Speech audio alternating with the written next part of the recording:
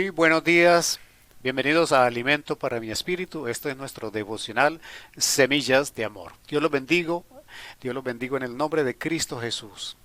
Hoy vamos a hablar de un tema muy importante.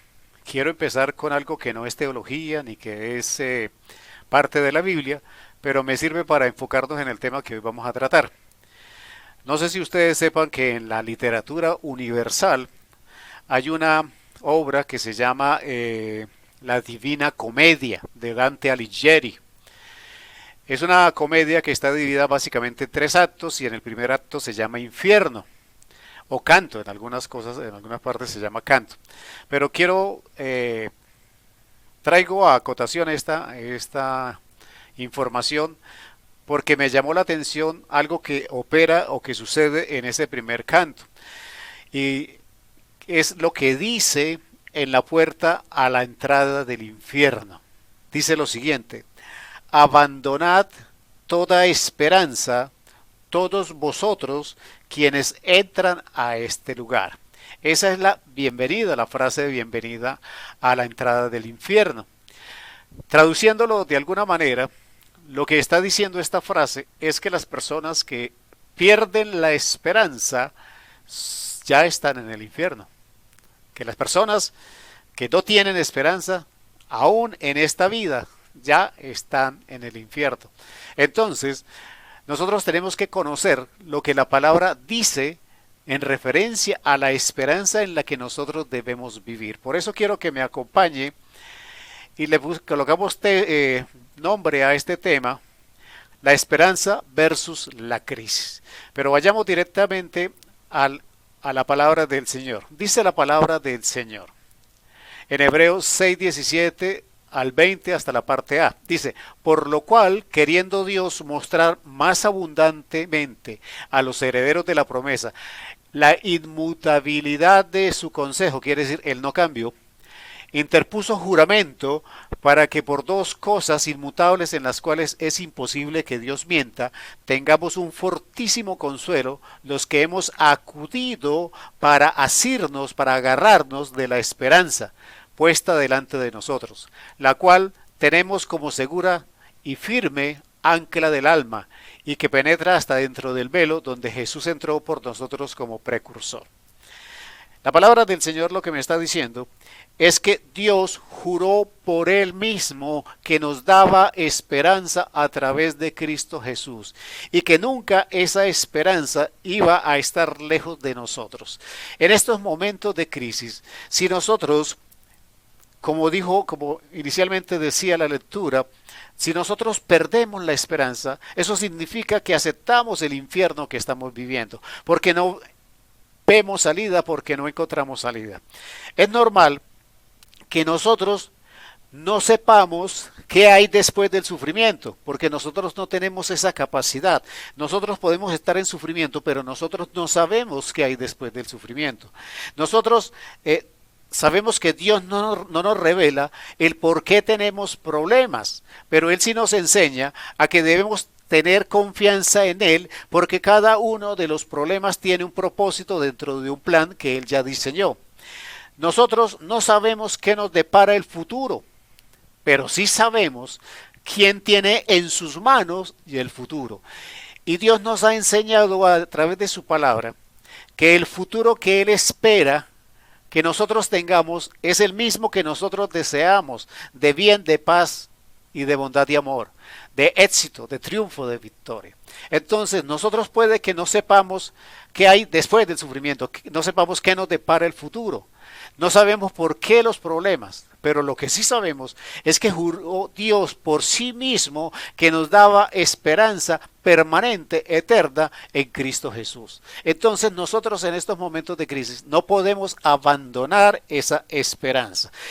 Vayamos a la palabra para que entendamos más a través de ella lo que significa esa esperanza. En 1 de Pedro 1:3 dice la palabra del Señor: bendito el Dios y Padre de nuestro Señor Jesucristo, que según su grande misericordia nos hizo renacer para una esperanza viva para la resurrección de Jesucristo de los muertos. Quiere decir que nosotros no tenemos una esperanza común, nosotros tenemos una esperanza viva y activa en nuestras circunstancias, que nosotros no podemos desfallecer en lo que estamos viviendo. En un versículo de la Biblia dice que no nos ha sobrevenido prueba superior a nuestras fuerzas, sino que Dios mismo nos da en la prueba la salida. Nosotros tenemos que mirar en Cristo Jesús la salida de esa circunstancia. Tenemos que tener esperanza. ¿Cómo fortalecemos la esperanza en nuestra vida? Conociendo a través de la palabra las promesas. Dice la palabra del Señor en Primera de Reyes, capítulo 8, versículos 56 y 57, dice: bendito sea Jehová, que ha dado paz a su pueblo Israel, conforme a todo lo que él había dicho. Ninguna palabra de todas sus promesas que expresó por Moisés su siervo ha faltado.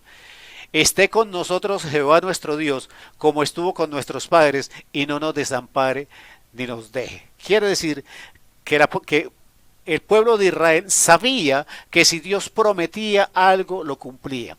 Y si Dios prometió que nos bendeciría, si Dios prometió que nos cuidaría, si Dios prometió que nos daría una eternidad en paz, Dios nos la va a dar. Y empieza en este mundo. Vayamos al siguiente versículo. Aquí hablamos de que nosotros fortalecemos la esperanza cuando conocemos las promesas. ¿Cómo fortalecemos adicionalmente la esperanza? La fortalecemos cuando conocemos qué nos da Dios. Y quiero que usted se lea ya en su tiempo Salmos todo completo, el Salmo 23. ¿Qué dice el Salmo 23? ¿O qué nos da a entender? Nos da a entender que el Señor nos da provisión, nos da satisfacción, nos da paz, nos da renovación, nos da dirección, nos da protección, consuelo, seguridad en tiempos difíciles, bendiciones, bondad eterna, amor y esperanza eterna. Cuando nosotros leemos el Salmo 23, encontramos que Él nos entrega todas estas cosas. Entonces nos afirmamos en nuestra esperanza cuando nosotros conocemos que las promesas de Dios se cumplen. Pero tenemos que afirmarnos en la esperanza cuando nosotros sabemos qué es lo que nos da Dios. Y es un buen ejemplo, es el Salmo 23. Pero el tercer elemento en el cual nosotros nos debemos fortalecer en la esperanza es en la fe. Y hay una lista en el capítulo 11 de Hebreos de todas las personas que triunfaron por tener fe: Abel, Enoc, Noé, Abraham, Sara, Jacob, José, Moisés, Rahab, Gedeón, Bará, Sansón, y la lista continúa. Son personas que vivieron mediante la fe. Entonces nosotros tenemos que vivir estas circunstancias fortaleciendo nuestra esperanza en las promesas del Señor. Entonces leamos la palabra, conozcamos esas promesas. Podemos fortalecer o consolidar esa esperanza en la firmeza en que nosotros entendamos qué es lo que Dios nos dio, qué fue lo que nos dio y qué es lo que Él va a cumplir, como lo dijo en el Salmo 23. Pero que también tenemos que tener fortalecimiento en nuestra esperanza cuando vivimos por fe, cuando ponemos la confianza en Él, cuando nosotros determinamos no creerle y no vivir por las circunstancias. Por eso la esperanza versus la crisis es una prueba de nuestra fe. En este momento nosotros tenemos que creer en las promesas, tenemos que creer en lo que Dios juró por Él mismo que nos daría y vivir en esa fe, porque esa fe, esa convicción y ese conocimiento de la palabra para conocer las promesas nos da la capacidad de vivir en una esperanza. Cuando nosotros vivimos en esperanza, nosotros tenemos en la fe la confianza de que el futuro va a cambiar, de que esto no es permanente. Entonces, no caemos en el pesimismo, no caemos en el desánimo, no caemos en el derrotismo, no caemos en la anarquía, porque creemos en esperanza que Dios cumplirá lo que dijo. Y nosotros como hijos tenemos promesa y esperanza eterna. Oremos al Señor.